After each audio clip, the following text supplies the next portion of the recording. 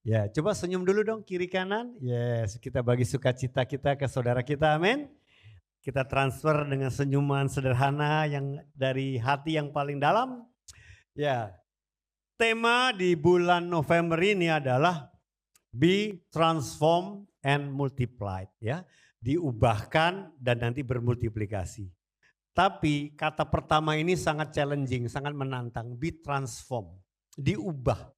Perubahan hidup ini satu tantangan terbesar bagi semua kita orang percaya. Dalam perjalanan kekristenan kita kadangkala bertahun-tahun kita jadi orang Kristen, tapi perubahan hidup kadang tidak signifikan. Ya, tidak terlalu banyak begitu. Bahkan kadangkala kita diserang, kamu udah jadi orang Kristen nggak jadi contoh begitu ya. Atau apa yang berubah begitu, banyak tuduhan, ya, banyak celaan yang juga terjadi. Kadang kita juga tertuduh. Makanya hari ini saya mau konsen, kita semua konsen tentang transformasi atau perubahan hidup ya. Jadi Bapak Ibu yang terkasih, di dalam satu ayat yang sudah sangat kita mungkin kuasai dan hafal, saya mau kita perdalam ya. Mari kita baca Yohanes 8 ayat 32 ini bersama-sama dengan keras, 2 dan 3. Dan kamu akan mengetahui kebenaran dan kebenaran itu akan memerdekakan kamu. Nah, pertanyaannya, kadang kita udah tahu firman, kita baca firman, kita dengar khotbah, bahkan sudah hafal, tapi masalahnya kok nggak merdeka-merdeka gitu. Kok masih kita terikat begitu ya. Karena kebenaran yang diartikan di ayat ini bukan cuma sampai di pikiran. Kadang cuma tahu itu ayat, bahkan hafal itu ayat, tapi kebenaran yang harus sampai dialami di dalam hati. Urusannya cuma 30 cm dari pikiran ke hati saudara, tapi itu perubahannya besar sekali. Ya, oleh sebab itu kebenaran yang dialami itu penting. Yesuslah sang sumber kebenaran dan dia juga akan menyembuhkan dan memerdekakan kita. Inilah peperangan rohani setiap orang percaya. Jadi bagi kita yang suka ngeroh-ngeroh peperangan rohani di udara, tapi kita lupa peperangan rohani itu ada di dalam hati kita. Pikiran kita yang banyak apa? Kebohongan-kebohongan dari iblis. Musuh kita iblis itulah bapak pembohong. Makanya senjatanya kebohongan. Nah kalau kita nggak tahu musuh kita kayak apa atau kita nggak sadar bohongnya iblis kayak apa, kita nggak sadar kita kebohongan itu tersembunyi, tahu kebenaran tapi nggak menyerang kebohongannya, maka bohongnya tetap ada. Musuh itu tetap ada. Makanya kita tetap diikat dengan sembunyi-sembunyi. Dialah raja kegelapan. Makanya kebenaran nggak connect sama kebohongan. Bohongnya tetap eksis. Kalah melulu, jatuh bangun melulu. Nah ini nih hari ini saya mau kita belajar sama-sama tentang transformasi hati ya. Oke. Ya Bapak Ibu yang dikasih Tuhan, kita lanjut. Berarti kita akan masuk di dalam kemerdekaan sejati. Amin. Ya. Apa sih yang dimaksud dengan kemerdekaan sejati? Coba kita sama-sama baca tulisan ini. 2, 3. Kemenangan dan kesembuhan sejati karena menemukan dan membereskan akar penyebab atau internal, bukan sekadar mengendalikan akibat buah atau gejala luarnya atau eksternal. Ya, nah jadi Bapak Ibu saya percaya hari ini Tuhan Yesus ada di tengah-tengah kita. Dia sedang berjalan berkeliling. Dia memperhatikan setiap kita dengan detil satu persatu Bapak Ibu. Karena memang kita spesial di hadapan dia. Sebab itu Tuhan rindu kita mengalami kemerdekaan sejati. Yes. Ya. Nah jadi contohnya di sini dikatakan kita mesti cari dan membereskan akar penyebabnya. Apa sih yang dimaksudkan dengan akar? Contohnya ya kita sudah tahu semua akar kita misalnya kita punya bermasalah mudah terluka. Atau mudah tersinggung. Perasaan kita ini seperti setipis tisu Bapak Ibu. Ya kan? Kalau kita pegang tisu gimana? Mesti pelan-pelan kan? Setipis tisu nih ya. Tapi kalau suami saya pegang tisu dibecek-becek langsung. Ya kan? Kalau cowok biasanya nggak ngerti gimana sih tipis tisu ini bisa membersihkan ya kan? Nah tanpa kita sadar kadang-kadang hati dan perasaan kita ini yang mudah terluka, mudah tersinggung. Setipis tisu gitu loh. Nah kenapa? Sebenarnya mungkin kita sudah orang Kristen lama semua, saya percaya di sini. Ya, Siapa di sini yang baru datang, sahabat baru? Ada hari ini? Hari ini baru datang, ada angkat tangan? Ada. Oh, Iya. enggak ada ya? Oke. Oh, berarti semua, oh ada di belakang sana ya? Oke. Satu. Ya. Jadi sebagian kita di sini mungkin orang lama, orang bilang ya. Bahkan kadang-kadang kita udah berkarat. Yang ngikut Tuhannya saking kelamaan, saking lupa digosok ya. Nah, digosok dengan firman. Nah, jadi kita seringkali masih punya tuh akar-akar yang kayak gitu. Contohnya misalnya kita berjuang supaya nggak mudah terluka, mudah tersinggung. Kita berkata, aku mau doa puasa 3 hari 3 malam. Abis 3 hari 3 malam masih aja tetap begitu. Tambah 7 hari 7 malam. Masih lagi, tambah lagi 40 hari 40 malam bisa melebihi Yesus. Sampai 80 kali. Tapi ujung-ujungnya itu dia hanya sembuh sebentar, sementara. Karena gak ketemu akarnya yang belum dibereskan dengan tuntas. Ya. Nah di sini tujuannya kemerdekaan sejati adalah apa Bapak Ibu? Tujuannya tidak ada lagi pertarungan batin. Dan ada buah kemenangan yang konsisten. Ya, berasa gak kita nih yang udah orang lama, kadang-kadang kita masih aneh-aneh. Emosional kita tuh di luar batas. Contohnya ngamuk-ngamuk. Saya aja deh contohnya. Saya waktu belum ngerti TH ini Bapak Ibu. Jadi saya tuh karena punya pola keluarga contoh yang buruk, ya kan ngamuk-ngamuknya saya tiru. Ya kan? Jadi waktu udah nikah lagi kesel sama anak 2 kan. Lagi riweh gitu kan. Terus gak ada pembantu gak datang. Wah repot semuanya.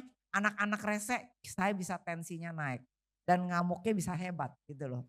Karena ada pola dosa dan contoh yang salah. Nah jadi hari ini contohnya misalnya.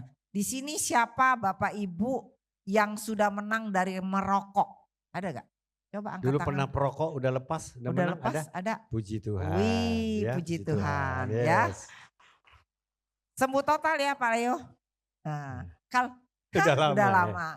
Misalnya digoda ada beberapa teman-teman reuni baru, terus semuanya pada ngerokok. Kira-kira Pak Leo terganggu apa enggak? Enggak. Sudah enggak tergoda lagi ya. Sudah enggak tergoda karena menang.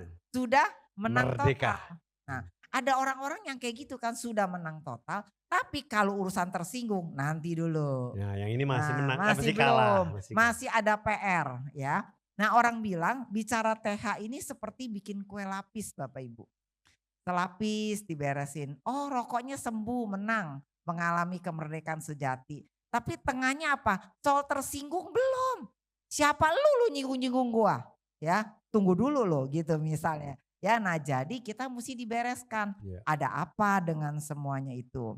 Karena kita lihat berikutnya. Iblis itu sang pembunuh dan pembohong. Amin. Yeah. Yes, ya. Ayatnya berkata Yohanes 8 ayat 4. Dia adalah pembunuh dari sejak semula dan tidak berpegang pada kebenaran. Karena tidak ada kebenaran di dalam dirinya. Jika ia mengatakan kebohongan, ia mengatakannya dari karakternya sendiri karena dia adalah pembohong dan bapa kebohongan. Wow, coba Bapak Ibu perhatikan ini ayat Yohanes 8. Satu ayat tapi ada 3 kata tentang bohong. Berarti penting banget gitu loh. Ya. Iblis itu memang pembohong dan pembunuh. Sudah sejak semula. Dari dulu dari Taman Eden dia sudah berbohong. Dia bohongin si Hawa. Tapi puji Tuhan, Yesus tebus itu semua. Di kayu salib, di Golgota sebenarnya sudah selesai. Amin. Yeah. Sudah selesai semua dosa-dosa kita. Tapi masih ada orang bilang sisa-sisanya gitu loh. Senjatanya yang bahaya dari kebohongan si setan itu. Tipu dayanya, kebohongannya. Ya, yang tanpa kita sadari kita masih suka ketipu. Termasuk saya. Ya, jadi waktu saya mengikuti seminar TH dari Brother Pastor Creek Hill ini. Saya ngalamin juga. Oh saya masih ketipu ya. Kayak gitu ntar saya cerita ya Bapak Ibu. Jadi intinya Contohnya misalnya, ada orang yang ketipu. Dia kalau orang yang ketipu biasanya nggak sadar kan ya Bapak Ibu Ya. ya. Dan dilumpuhkan cara pikirnya. Nah dia punya satu motif adalah dia pengen cepet kaya. Makanya dia ikut investasi bodong Bapak Ibu. Hmm. Dia ikut tuh, wah iming-iming nanti kamu cepet dapat kaya. Nanti digantinya bisa 3 kali lipat, 6 kali lipat. Ujung-ujungnya dia bukan untung, buntung Bapak Ibu. Yes, ludes. Ludes ya, karena motivasinya ingin cepat kaya. Oke, jadi hari ini kita coba mau lihat lebih jauh lagi. Kita mau kupas tuntas apa sih kebohongan si iblis itu untuk kita mengalami kesembuhan. Ya, jadi kesembuhan batin memang di Abalaf sejak awal kita concern ya. Sejak hati Bapak disampaikan tahun 91, kita banyak mengalami pemulihan-pemulihan. Sampai gereja kita berganti nama menjadi Abalaf ya. Kesembuhan batin, inner healing. Tetapi kita terlalu bergumul ya. Saya mendalami tentang kesembuhan batin ini bertahun-tahun. Sampai pada tahun ini memang seorang hamba Tuhan dari Amerika yang namanya Craig Hill itu, dia tekuni juga di Amerika. Dan ternyata Tuhan pakai dia dengan satu pencerahan yang sangat sederhana. Dan langsung kepada akar masalahnya. Dan bulan lalu kami para penatua, pemimpin di Abalaf, kita kumpul ya 3 hari kita dilayani. Dan saya, istri, Kak Billy, Agnes, semua kita para penatua dilawat Tuhan, dipulihkan Tuhan. Dan kita yang sudah khotbahin hati Bapak, pemulihan, kita pun ada banyak hidden kebohongan-kebohongan yang kita baru sadar gitu. Itu tipuan rupanya. Dan hari ini saya mau sampaikan kepada Bapak Ibu ya, ini dahsyat perlu semua dialami ya. Nah, senjata kebohongan ini bentuknya satu jenis seperti virus HIV. Kalau Bapak Ibu tahu virus HIV itu menyerang daya tahan tubuhnya orang. Rontok daya tahan tubuhnya, nanti orang itu meninggal bukan sama virus HIV-nya. Virus yang lain, virus influenza, virus apa aja yang membuat dia nggak bisa bertahan. Bagi yang normal ya virus-virus biasa itu bisa dilawan ya, karena ada daya tahan tubuh. Kalau udah nggak ada daya tahan tubuh, ya matinya karena apa macam-macam penyakit sepele Bapak Ibu. Ini yang berbahaya. Makanya virus HIV-nya iblis itu menyerang daya tahan tubuh kerohanian. Spiritualitas kita tuh bobrok hancur. Mental emosional kita hancur. Ada mental block penghalang-penghalang. Kita enggak bisa lagi connect sama Tuhan. Itulah virus-virus yang mematikan kita, membunuh kita. Dan salah satu yang mematikan adalah kita sama Tuhan itu salah mengerti Tuhan. Contoh Bapak Ibu, kalau di dalam transformasi hati yang sekarang kita belajar ini adalah setiap orang percaya harus connect ketemu Tuhan sendiri. Bukan mengandalkan konselor hebat atau seorang hamba Tuhan hebat, tapi Tuhan dengan Bapak Ibu sendiri. Itu dahsyat banget. Karena sumbernya memang Tuhan kan, bukan kehebatan pelayan, pemimpin. Tapi Bapak Ibu dengan Tuhan. Dan caranya apa? Kita cari Tuhan, dengar suara Tuhan sendiri mau bicara sama kita. Nah iblis sudah kasih mental block, misalnya apa? Kamu modelnya mah orang yang bukan tipe dengar suara Tuhan. Nah, udah keburu di blok itu. Saya mah orang logika. Saya orangnya otak kiri, susah dengan suara Tuhan. Itulah kita membuat kita menghakimi diri sendiri. Kita merasa bukan tipe orang yang bisa dengar suara Tuhan. Atau apa? Saya nggak percaya sama siapapun. Ya, saya banyak luka sama otoritas, sama papa, sama Tuhan juga lah. Masa sih Tuhan peduli saya? Papa saya nggak peduli saya. Udah di blok dulu. Makanya begini-begini waktu kita dibawa ke Tuhan, udah renggang. Saya emang nggak bisa lah. Nah inilah mental block. Nah hari ini saya mau bahas 3 mental block atau spiritual block, emotional block yang kita harus yang sadari. Yang pertama kepahitan. Orang yang pahit, orang menjadi keras hati. Mari kita baca ayatnya Ibrani 12 ayat 15. 2, 3. Jagalah supaya jangan ada seorang pun menjauhkan diri dari kasih karunia Allah, agar jangan tumbuh akar yang pahit yang menimbulkan kerusuhan dan yang mencemarkan banyak orang. Jadi pahit itu akar. Ya, pahit itu very serious. Kalau orang pahit dia keras dan dia akannya menghakimi. Menghakimi siapa? Pertama menghakimi pelaku yang membuat dia pahit. Ujung-ujungnya dia menghakimi Tuhan. Contoh, kalau orang tuanya atau dia diperlakukan tidak adil, dia bilang orang tua saya jahat. Menghakimi orang tua kan? Kenapa orang tua saya jahat sama saya? Dibeda-bedakan. Atau dia menyalahkan Tuhan. Hidup saya ini diperlakukan gak adil. Karena Tuhan ujung-ujungnya kenapa ciptain saya di keluarga gak adil. Saya salahin Tuhan. Nah ini udah parah. Udah ke diri sendiri. saya memang layak untuk tidak dikasih karena saya memang kurang. Nah, jadi menghakimi siapapun terhadap diri sendiri, orang lain, Tuhan. Nah, menghakimi membuat kita sama siapapun kita jaga jarak. Gak aman, gak percaya. Akibatnya apa bisa Tuhan tolong saya? Ya, orang tua saya gak peduli saya kok. Apalagi Tuhan gak peduli saya. Udah susah, orang begini tanya, suruh datang ke Tuhan. Apa bisa ya? Apa bisa sih? Saya gak percaya. Nah, udah blok duluan ini. Mari kalau Bapak Ibu banyak luka kepahitan, datang sama Tuhan. Tuhan, saya malah mau sembuh Tuhan. Saya gak mau mengeraskan hati. Amin. Saya mau sembuh Tuhan. Yang kedua, kesombongan jelas.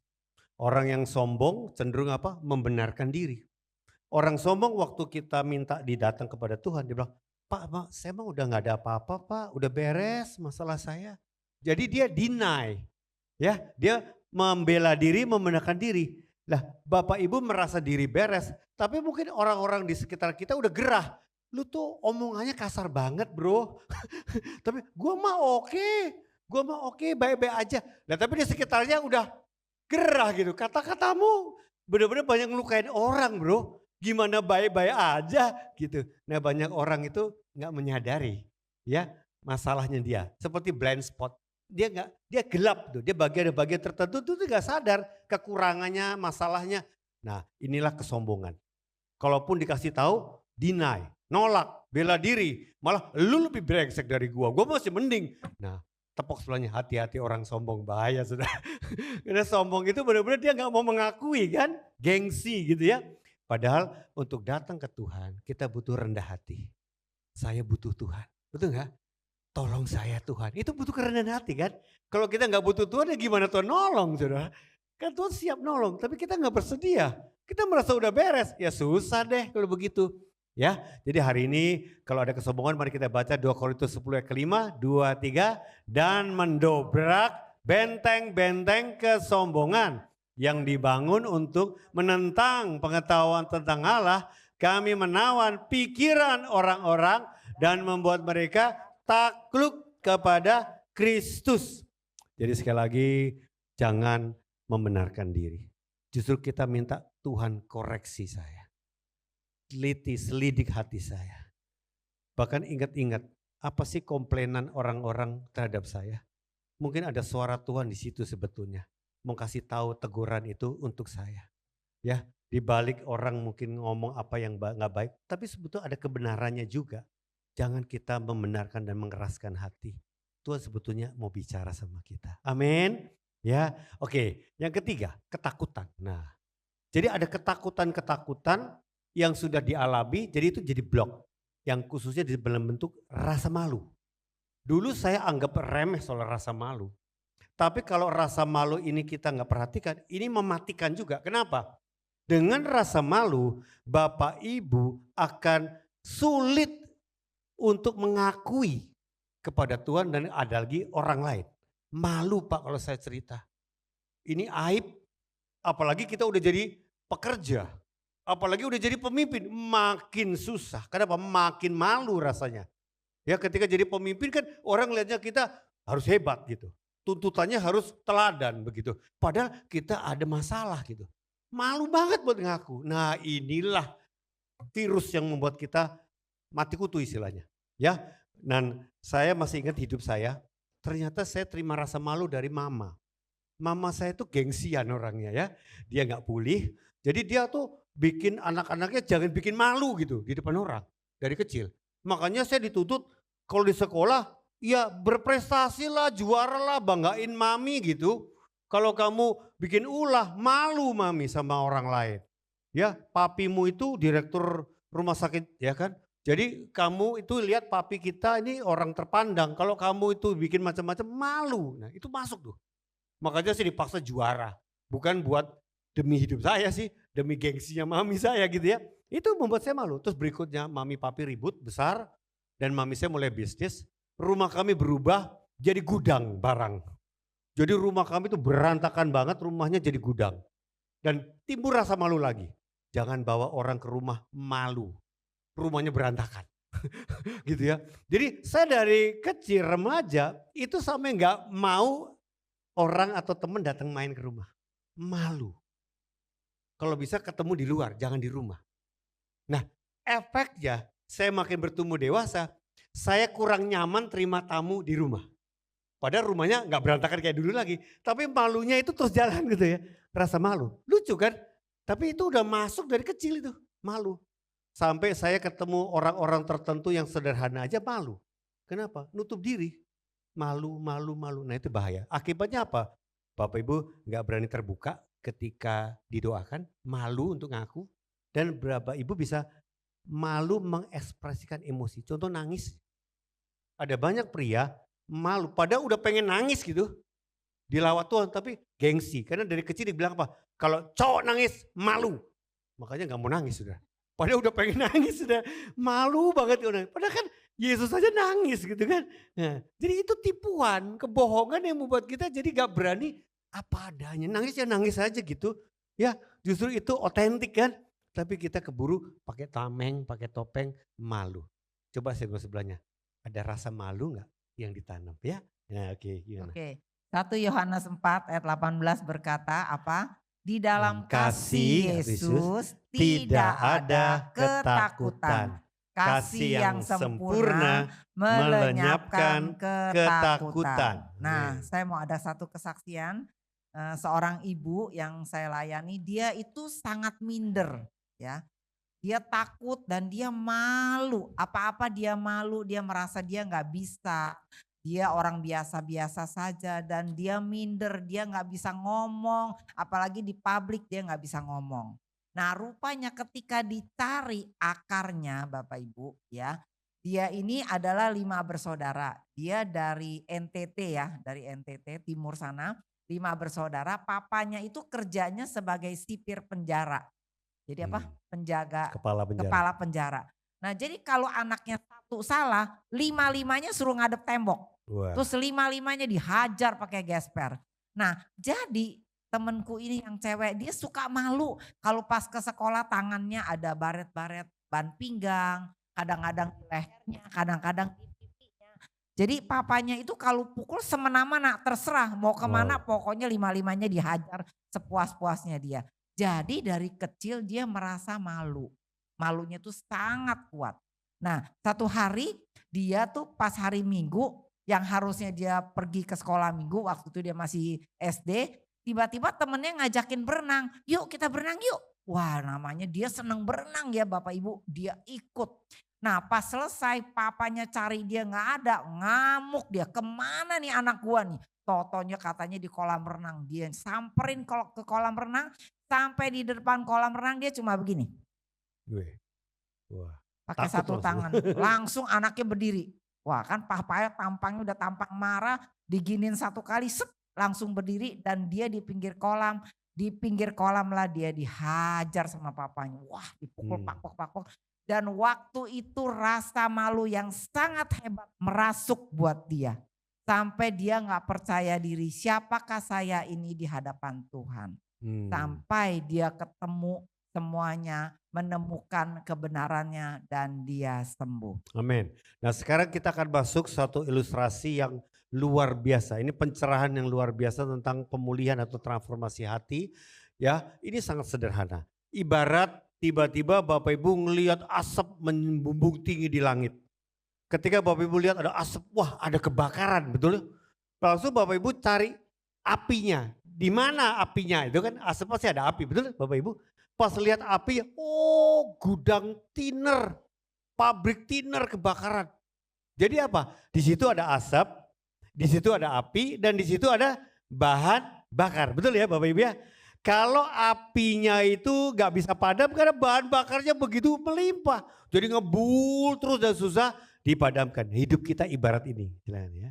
Ya, nah hari ini saya akan share tentang apa itu asap sih. Asap itu jadi gejala luar Bapak Ibu. Gejala luar problem emosional kita atau moral atau finansial atau spiritual. Nah itu semua yang di luar-luar yang tanpa kita sadar atau kita sadar tapi kita sulit berubah. Dan kita belum sembuh dan kelihatan gitu loh ya. Jadi asap itu sebenarnya itu dia bisa berbentuk satu banyak pengalaman-pengalaman problem emosional atau dosa-dosa atau karakter buruk yang terjadi di dalam setiap kehidupan kita. Nah, jadi dari asap itu langsung kita masuk ke api. Ya, api apa? Api adalah pengalaman luka trauma dan pola dosa keluarga dan lingkungan. Ya, jadi karena asapnya ada membumbung tinggi, berarti apinya juga pengalaman lukanya dan peristiwanya itu terjadi juga dalam kehidupan setiap kita. Ya, nah nanti saya akan cerita satu-satu. Kenapa ada api? Karena setan tujuannya, iblis tujuannya dia siram terus bahan bakar untuk membuat api itu terus menyala, semakin hari semakin besar dan membuat asap dalam kehidupan kita terus ada. Itu sasaran si setan, si iblis. Ya, tapi hari ini puji Tuhan, Tuhan singkapkan bahwa ada bahan bakar. Nah, bahan bakar inilah yang kita belajar dalam transformasi hati, Bapak Ibu. Yang dulu kita belajar tentang transformasi hati seperti gambaran pohon, ya kan? Tapi hari ini ketika kita mengerti asap, api dan bahan bakar itu ciamik banget. Tokter Bapak Ibu. Yes. Saya bilang, saya melihat karya kerja Roh Kudus begitu luar biasa. Dia begitu sayang setiap kita. Dan ketika kita ngerti tentang bahan bakar ini dan Bapak singkapkan kebohongan si iblis dan kita ganti dengan kebenaran, itu luar biasa sekali. Amen. Dan kesembuhan itu kita alami total. Yes. Oke? Nah, sekarang dari asap api bahan bakar, saya akan lanjut dengan langkah-langkah transformasi hati. Apa sih? Bagaimana sih langkah-langkah transformasi hati itu? Yang pertama, jelas. Apakah setiap kita bersedia membawa problem kita kepada Yesus? Amin. Ya. Jadi ketika waktu saya mengikuti seminar Pastor Crick Hill ini, saya benar-benar tanya sama Tuhan, Tuhan, apalagi sih yang belum sembuh dari saya? Saya masih punya asap-asap apa aja. Saya bersedia dong Tuhan koreksi dan Tuhan memberitahu saya yang mana. Saya Mungkin merasanya sudah beres. Ibarat orang mau operasi. Ya. Kalau Bapak Ibu harus dioperasi, Bapak Ibu harus taken gak sama rumah sakit? Ya. Bersedia dioperasi, betul ya? Kalau nggak taken nggak akan dioperasi karena nggak ada kesepakatan, betul? Sama dengan kita dipulihkan. Kita akan bertanya sama Bapak Ibu bersedia nggak bawa problem Ibu Bapak ke Tuhan? Kalau nggak bersedia ya nggak bisa dong, ya kan? Kan Tuhan tidak memaksa. Jadi sekali lagi saya ingin bertanya kepada Bapak Ibu Saudara di tempat ini, Bapak Ibu bersediakah siang ini membawa problem Bapak Ibu kepada Tuhan? Yang bersedia taruh tangan di hati, saya bersedia. Ya, kita nggak akan bisa paksa Bapak Ibu ya.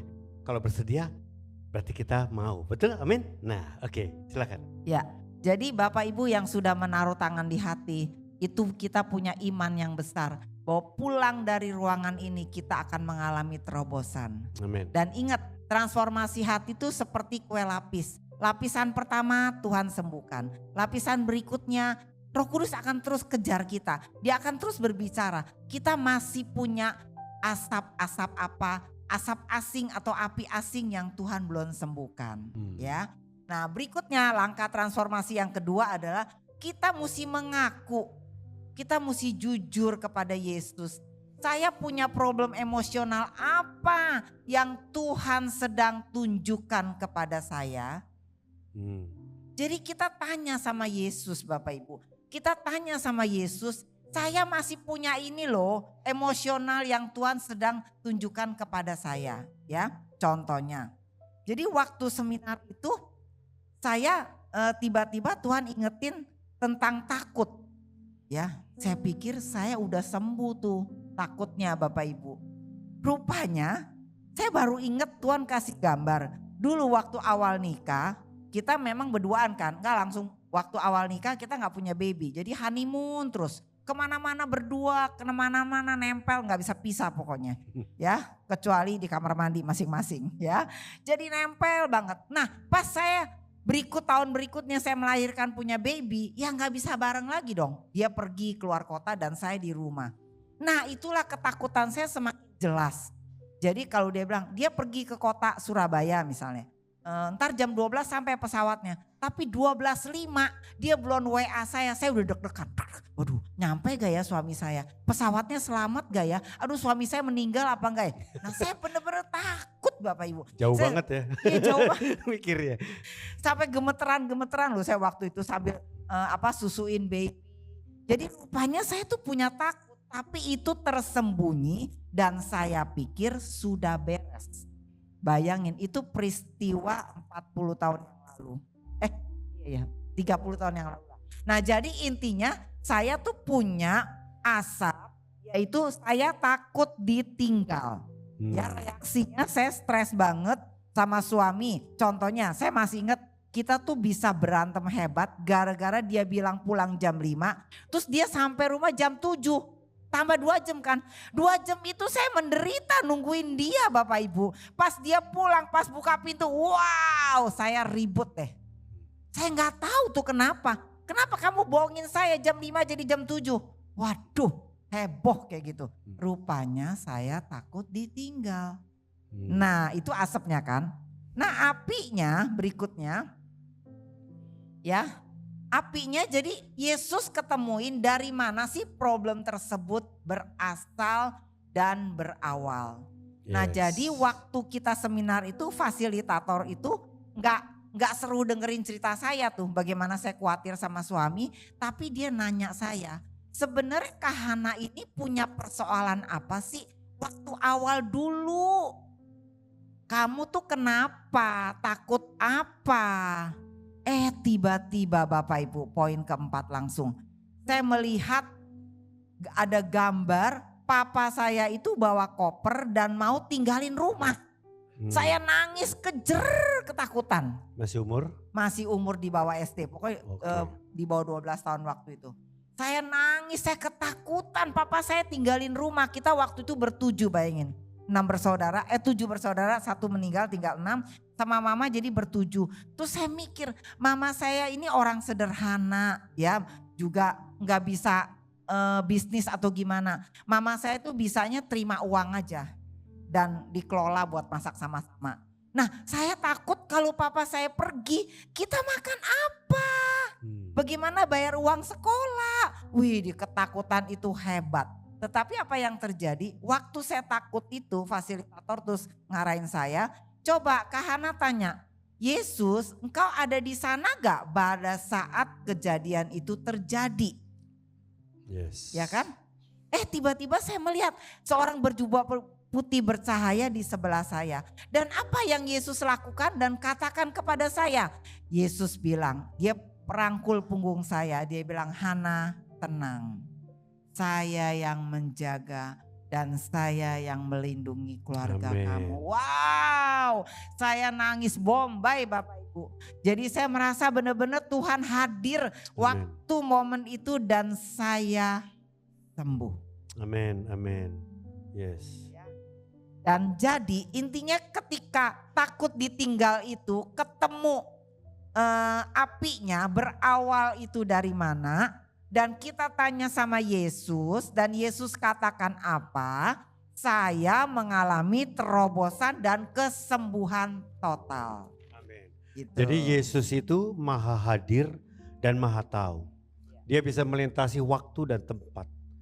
Dia tahu awalnya dari mana. Kita nggak tahu, kita lupa. Ya seperti tertutup. Tapi dia bongkar kejadian pertamanya dia tahu. Dia dibawa ke situ dan tadi dialami. Itulah awal masuknya ketakutan, Bapak Ibu. Ya, gimana? Ya, jadi intinya biang kerok ketakutan saya yaitu tadi takut ditinggal. Ya. Tapi saya punya kebohongan Bapak Ibu. Kebohongan saya apa? Kalau saya ditinggal papa, saya bisa kelaparan. 7 orang ini mau makan apa? Mama saya kan gak bisa, mama saya di rumah aja. Terus saya bayar uang sekolah pakai apa? Pakai batu aja sekarang mahal, segerobak berapa duit. Ya kan susah banget waktu itu. Saya takut miskin Bapak Ibu waktu itu ya. Di tengah saya sebagai anak pertama punya adik 6. Terus papa tinggalin rumah saya benar-benar tertekan hebat. Itu kebohongan yang setan taruh. Tuh kan, tuh ya kan Tuhan taruh buat saya. Tetapi kebenarannya adalah ya tadi Yesus hadir di saat peristiwa yang paling saya takut Amin. itu, yaitu Papa pergi dengan kopernya, tinggalkan dari rumah. Papa pergi, tetapi Yesus bicara, tenang Hana, aku yang menjaga dan melindungi keluarga kamu. Amin. Dan tidak sampai di situ, Tuhan lembutkan saya. Saya harus mengampuni total perbuatan Papa itu yang sangat menyakitkan. Saya ampuni, saya katakan Tuhan, saya ampuni Papa, saya ampuni Papa. Amin. Saya sendiri mengalami waktu itu adalah saya ini agak sensitif kalau di pelayanan, seringkali saya dihakimi. Saya kadang-kala diungkit-ungkit kesalahan saya. Padahal kadang-kala kesalahannya udah lampau, udah lalu. Kenapa diungkit lagi? Kan sudah lewat, sekarang udah ada perubahan lah. Tapi langsung dilabel, oh kalau Budi mah begini orangnya. Saya sangat luka ya. Saya bilang kok kayak kenapa sih saya kok kena jadi diserang terus gitu ya. Padahal saya berusaha berubah begitu ya. Nah itulah asap saya ya. Saya gampang terluka dihakimi. Lalu saya didoakan ya, Tuhan saya mau tahu apinya dari mana. Pengalaman saya tuh dari mana begini ya Tuhan. Tiba-tiba diingatkan sih masa kecil saya sama mami saya. Mami saya seorang yang luka juga, dia dominan, dia kontrol, dia perfeksionis. Dan di mata mami saya tuh enggak pernah benar gitu. Saya disuruh bantuin mami dalam dagang dan saya selalu disalahin melulu. Kurang ini, kurang itu. Gak pernah dipuji gitu. Jadi karena disalahin, dilabel, gak benar, gak bagus ya. Jadi itu sensitif saya. Kayaknya salah melulu gitu ya. Nah sampai saya jadi hamba Tuhan, pas di pelayanan diperlakukan gitu, ya kumat lah istilahnya ya. Dari dulu digituin sampai sekarang digituin terus, bereaksi lah saya ya. Nah waktu itu saya datang sama Tuhan, Tuhan Engkau ada di sana waktu saya diperlakukan itu. Saya masih ingat kejadian saya di rumah, kadang saya sampai nangis ya. Cuma pernah juga saya marah, sampai lawan mami saya udah gak tahan, itu kejadian saya ingat sekali. Tapi Tuhan datang dan Tuhan peluk saya, tenang Budi, tenang Budi. Lalu saya tanya kebohongan apa yang masuk gara-gara saya digituin mami. Saya bilang mami jahat. Mami gak lihat saya apa adanya. Saya hakimi mami saya. Itu kebohongan tentang mami. Lalu yang benar tentang mami apa ya Tuhan? Mamimu tuh orang terluka juga Budi. Mami itu orang sakit hati juga. Harusnya dia dilayani. Kamu gak pantas sakit hati sama orang yang sakit hati gitu loh. Kamu harusnya bisa memaklumi dan bisa mendoakan mami gitu. Akhirnya saya bisa terenyuh hati saya. Saya bisa kasihan sama mami saya yang waktu itu saya anggap jahat ya. Dan singkat cerita memang akhirnya saya melayani mami saya ya. Tapi saya gak ngeh itu. Yang saya simpen ya memang otoritas itu jahat sama saya. Nah itu yang saya sembuh ya kebohongan. Terus tentang dirimu sendiri apa? Saya mah gak bisa dah, saya salah melulu, gak becus gitu. Menuduh diri, menghakimi diri nih, gambaran kebohongan tentang diri sendiri. Lalu saya tanya, siapakah saya dalam pandangan Yesus? Nah, Bapak Ibu harus sampai nanya di pertanyaan penting ini. Siapakah saya di matamu Tuhan? Kalau kita pernah dilabel yang buruk, dituduh, dihakimi, dituntut yang buruk, gambar diri hancur Bapak Ibu. Ya sehingga kita menghakimi diri sendiri, ya udah gak bisa ngapa-ngapain Bapak Ibu. Tapi ketika kita datang sama Tuhan, Tuhan mandang saya seperti apa? Kita mesti dengar sendiri Bapak Ibu. Di situ Tuhan bilang, kamu anakku yang berharga. Kamu luar biasa Budi. Aku bangga sama kamu Budi. Seumur umur saya gak pernah dengar papi mami saya ngomong itu sama saya. Tapi Bapa di surga Yesus sendiri ngomong, dia bangga sama saya. Nah saya sembuh tuh. Lalu juga tentang Tuhan. Saya bisa nyalain Tuhan. Tuhan gak bener nih. Kenapa saya lahir di keluarga model begini? Saya bisa nyalain Tuhan kan. Sehingga saya gak bisa dekat sama Tuhan juga kan. Tapi saya lihat waktu itu Tuhan itu sebetulnya peduli banget sama saya. Kalau enggak mungkin rumah tangga kita hancur ya. Papi mami itu gak cerai aja karena gengsi lagi sih. Kok tiap hari mah berantem kayaknya udah pisah. Karena udah pisah ranjang juga di rumah. Tapi ya Tuhan selamatkan lah gak sampai lebih buruk lagi memang. Tuhan berkata aku sebetulnya ingin engkau kenal aku. Iblis ingin menghancurkan, membunuh hidupmu. Tapi aku tahan sampai kamu tidak sampai separah itu. Disitulah saya mengalami kesembuhan. Amin Bapak Ibu. Pagi ini, siang ini Bapak Ibu. Maukah Bapak Ibu ketemu Tuhan langsung? Amin. Kami berdua akan membawa Bapak Ibu di hadirat Tuhan. Bapak Ibu datang dengan Tuhan dengan rendah hati. Amin. Ya, sekarang Bapak Ibu mari kita datang kepada Tuhan. Saya undang tim worship. Kita hampiri Tuhan sama-sama. Saya akan bimbing Bapak Ibu, kita tenang aja, HP diserahkan, ditaruh, jangan ada yang mengganggu Bapak Ibu, masing-masing kita masuk hadirat Tuhan. Yes Lord, jiwaku terbuka untuk-Mu ya Tuhan. Jiwaku terbuka untuk-Mu Tuhan. Selidiki, nyatakan segala perkara, singkapkan semua yang terselubung. Amin. Supaya ku layak di hadapan-Mu Tuhan. Mari jiwaku terbuka Tuhan. Amin. Jiwaku terbuka untuk-Mu Tuhan. Ini saya Tuhan, saya datang Tuhan. Selidiki, nyatakan segala perkara, singkapkan semua yang terselubung. Amin Lord. Supaya ku layak di hadapan-Mu Tuhan. Yes. Tuhan berkata, hari ini rasakan Bapak Ibu, Dia ada di tengah-tengah kita. Amin. Kalau ada di antara kita yang sempat tanpa sadar mengalami penolakan dengan waktu yang panjang, penolakan terus-menerus oleh orang tuamu. Bahkan kau mengalami penolakan dari dalam kandungan.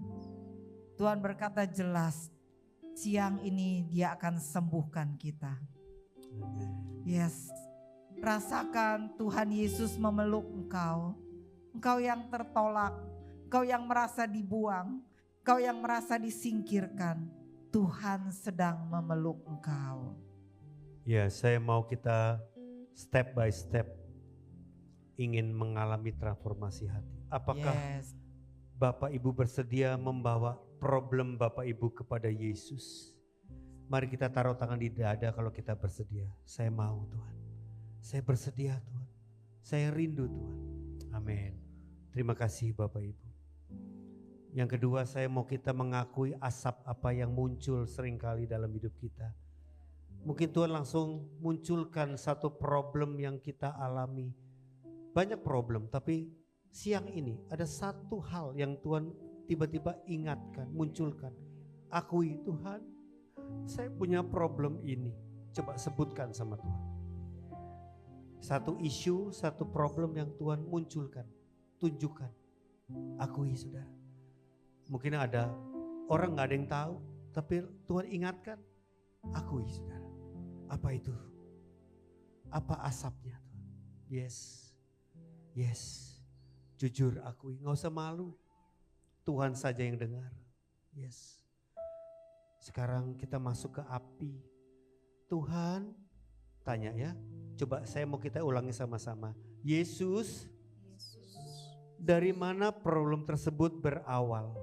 Dari mana problem tersebut berawal? Dari mana problem tersebut berasal? Dari mana problem itu berasal? Yes. Yes. Yes, Tuhan bawa ke masa lalu. Amin. Masa kecil.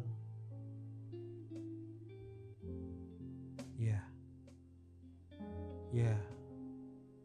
Tiba-tiba diingatkan sesuatu, kejadian.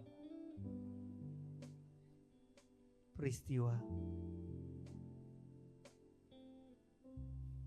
Ada luka, trauma, contoh yang salah dari papa, mama, atau siapapun. Yes. Oh Tuhan.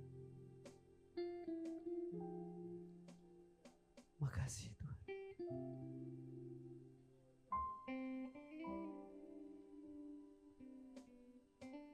Sekarang saya mau kita berdoa lagi, ikuti doa saya. Yesus, Engkau ada di sana pada saat hal itu terjadi. Engkau ada di sana pas hal itu terjadi. Apa yang Yesus lakukan dan katakan pada saya? Apa yang Yesus lakukan dan katakan kepada saya? Yes. Yesus Yes. ada di sana Yes, amin, amin. pada saat terjadi. Amin. Yes. Ya. Yes. Apa yang dia lakukan sama Bapak Ibu? Biarkan terus Roh Kudus mengoperasi kita. Dia terus mengoperasi hati kita yang paling dalam, Bapak Ibu. Yes. Dia mau kita sembuh. Yes. Izinkan Roh Kudus terus berbicara. Biarkan air matamu mengalir. Air mata kesembuhan dan kemerdekaan terjadi pada siang hari ini. Yes Lord, terima kasih. Terus Engkau menjamah, Yes. terus Engkau melawat kami. Terus Engkau berurusan dengan kami secara pribadi. Yes, makasih Mari Tuhan. kita tanya lebih dalam lagi. Yesus, kebohongan apa yang muncul lewat peristiwa itu? Coba kamu tanya, kebohongan apa yang muncul? Dari kejadian itu kita menyalahkan pelaku tersebut. Atau kita bahkan menyalahkan diri sendiri. Bahkan menyalahkan Tuhan. Apa kebohongan yang muncul? Yes. Iblis merusak dengan kebohongan. Itu bahan bakar yang terus disiram. Mari sampai ketemu kebohongan apa. Yes. Itu yang sangat mematikan. Apinya sudah lama tapi masih menyala karena bahan bakar. Yes. Langsung tanya, yang benar apa Tuhan? Kebenaran apa yang sebenarnya tentang pelaku? Siapakah itu pelaku di mata Tuhan? Siapakah pelaku yang jahat itu di mata Tuhan? Menurut pandangan Tuhan, papa mama saya seperti apa? Atau pelaku yang jahat itu seperti siapa Tuhan di menurut Tuhan?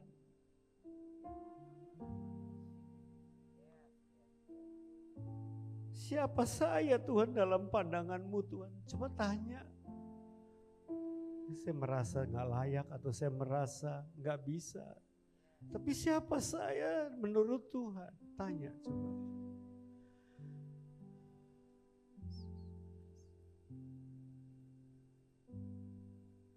Bahkan kalau engkau salah mengerti Tuhan, saat ini Tuhan mau bicara, dia sebenarnya siapa yang sebenarnya. Tuhan yang seperti siapa yang benar. Yes, kita sempat menyalahkan Tuhan. Mungkin kita gak bisa percaya Tuhan, gak aman sama Tuhan. Tapi hari ini Tuhan hadir. Yes. Yes Lord. Yes Lord. Makasih Yesus. Makasih Yesus. Terima kebenaran itu. Yes Lord. Yes Lord. Sembuhkan Tuhan. Yes. Bongkar semua kebohongan itu Tuhan. Cabut itu semua kebohongan. Kebenaran yang memerdekakan Tuhan. Kebohongan demi kebohongan saya temukan Tuhan. Masuk dalam hati saya. Yes, saya bongkar itu semua. Yes Lord. Kami Yes. tolak setiap asap-asap asing, bahkan api asing, peristiwa atau pengalaman trauma terluka yang menyerang umat-Mu yang ada siang hari ini. Dengan iman kami mau tolak, kami mau hancurkan itu dalam nama Yesus. Yes, Yes. yes. Saya mewakili pelaku yang jahat kepada Bapak dan Ibu. Entah siapa pelaku itu dalam peristiwa Bapak Ibu.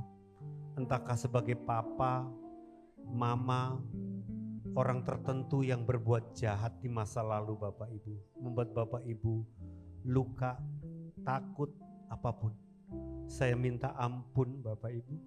Mewakili pelaku yang berbuat jahat itu. Saya minta ampun. Ampuni pelaku itu. Ampuni saya. Yes. Ampuni saya. Yes. Mari lepaskan pengampunan. Karena engkau sempat juga menghakimi pelaku itu dengan kebohongan. Tapi Tuhan nyatakan kebenaran. Yes. Lepaskan pengampunan kepada pelaku jahat itu. Yes. Siapakah dia? Amin. Yes Lord. Yes. Dan hamba mewakili Tuhan melepaskan berkat kepada setiap Bapak Ibu. Engkau anakku yang berharga, anakku yang mulia, anakku yang luar biasa, anakku yang ku terima apa adanya. Aku bangga sama engkau anakku. Aku ciptakan engkau spesial. Walaupun iblis merancangkan yang jahat, tapi aku melindungimu dan memulihkan engkau. Engkau punya masa depan yang indah bersamaku Tuhan. Terima itu kebenaran demi kebenaran. Terima berkat Tuhan yang sejati. Buang sebuah kebohongan akibat kejadian itu. Atau pola salah yang kau terima. Buang kebohongan itu. Itu senjata iblis yang mematikan. Buang. Yes Lord. Makasih Yesus. Mari kita bersyukur sama Tuhan. Makasih Yesus. Aku mau terus dipulihkan Tuhan. Terus dipulihkan Tuhan. Singkapkan ya Tuhan. Singkapkan terus ya Tuhan. Yes Lord. Mari terus kita berjalan dalam kesembuhan demi kesembuhan.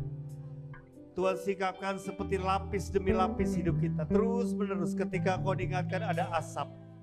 Tuhan singkapkan api bahkan sampai ketemu bahan bakarnya. Dan kebenaran akan diterima memerdekakan kau. Yes Lord. Kita akan punya gaya hidup pemulihan dan kemenangan sejati. Amin. Kesembuhan sejati. Amin. Terus menerus Tuhan singkapkan sampai semuanya dibereskan Tuhan. Sehingga tidak ada pertarungan batin dalam hidupmu. Engkau menjadi orang yang berbuah tetap. Amin Lord. Makasih Bapa. Mari kita bangkit berdiri, kita mau datang kepada Tuhan. Yes, terima kasih Yesus, terima kasih Tuhan. Oh yes Lord.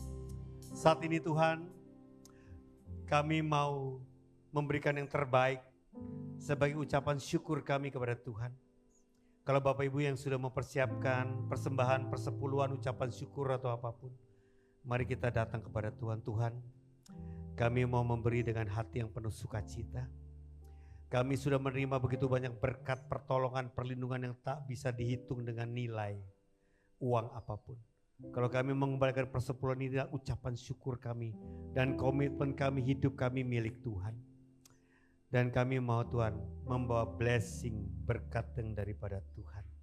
Makasih ya Tuhan, makasih Tuhan, makasih Tuhan. Yes Lord, yes Lord.